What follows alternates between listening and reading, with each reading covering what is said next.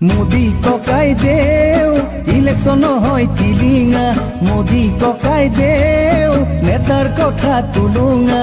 নিৰ্বাচনৰ বতৰত ভাষণৰে বজাৰত মোদী ককাই দেও কিমান শুনিম তোমাৰ মিছা মাত। মোদী ককাই দেও বেংকৰ একাউণ্ট খুলিলো, মোদী ককাই দেও 15 লাখকৈ নাপালো। চৰকাৰৰ আঁচনি শৌচাগাৰৰ কাহিনী মোদী ককাই দেও সোমাব নোৱাৰি যে তাত। মোদী ককাই দেও ক'তনো পালো চাকৰি, ক'ত ঋণৰ টকাখিনি, ক'তনো কমিল বস্তুৰে দাম।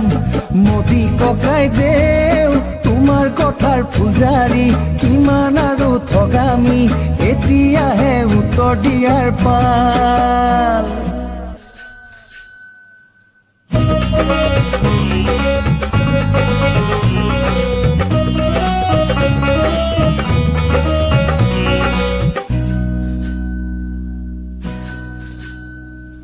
মোদী ককাই দেও পুলিকে টেকিৰ মিঠা মিঠা মাতেৰে কি কথা মোক কৈছিলা 5 বছৰৰ আগতে।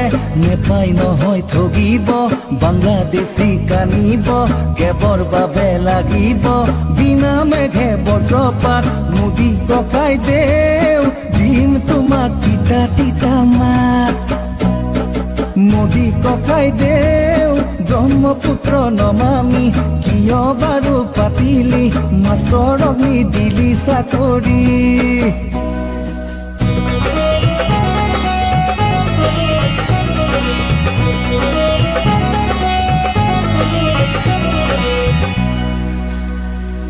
মোদী ককাই দেও 13 এপ্ৰিলত ভোটাৰক কিটো দিবা কালত, এইবাৰ নাখাও তুমি দিয়াতো।